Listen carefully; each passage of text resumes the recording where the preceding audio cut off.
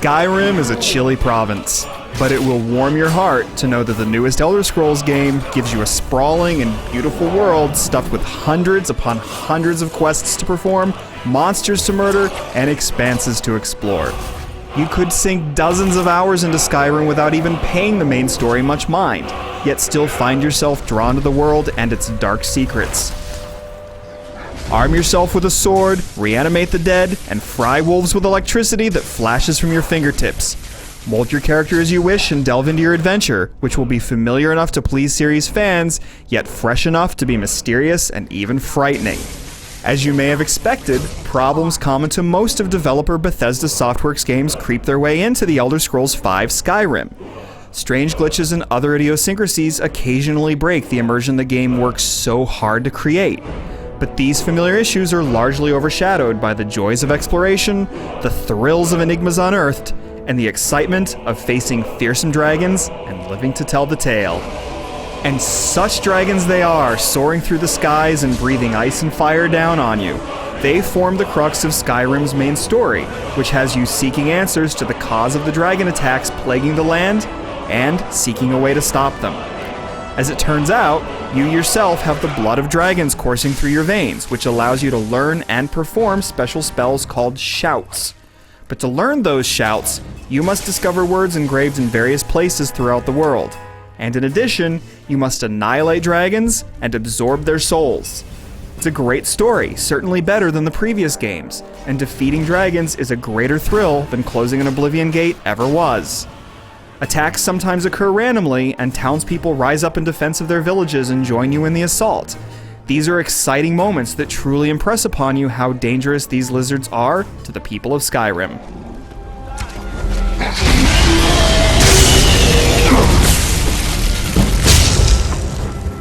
But even if you focus on Skyrim's other quests, you'll uncover many delights.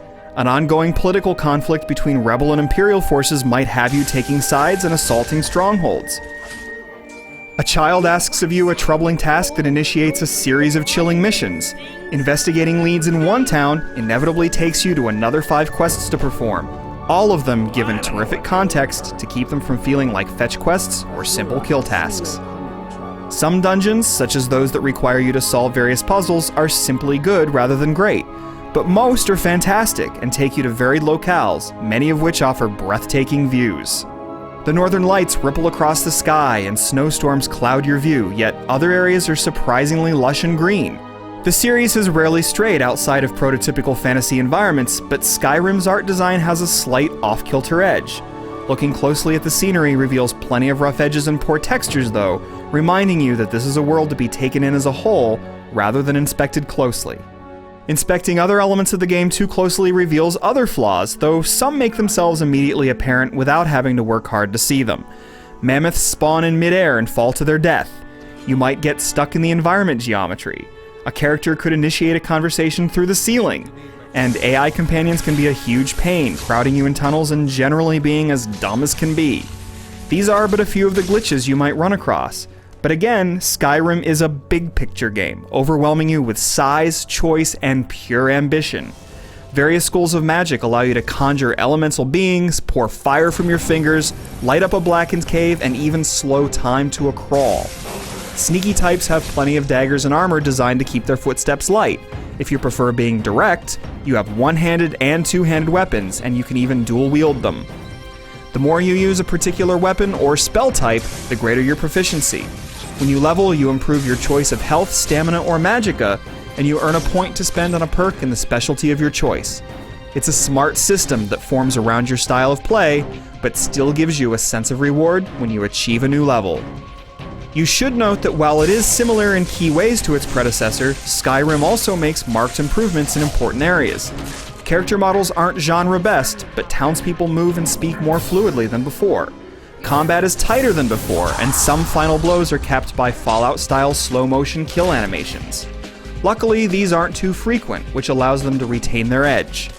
Magic, melee, and ranged combat come together in extremely enjoyable ways thanks to the ability to wield whatever you like in whichever hand. You can assign favorite spells and weapons, which makes it easier to switch between them, though doing so can still be a touch fiddly. But it's a pleasure to conjure and slash and freeze your way through an icy cavern, feeling powerful enough to annihilate lesser foes, while vulnerable enough to be threatened by trolls and other grotesque creatures. And while it's best to do all of this in a first-person view, you can do it in third person and feel like you're actually traveling across the land, rather than skimming above it while your legs happen to move.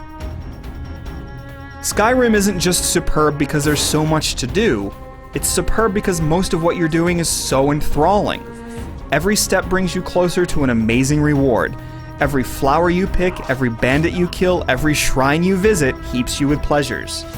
That pleasure might be an amazing view, a new creature to fight, a new assignment to stumble upon, or a disturbing citizen that has an offer you probably should refuse, but can't bring yourself to ignore. In a year of high-quality role-playing games, the bugs and imperfections aren't easily disregarded, particularly when those imperfections are ones so typical to the series.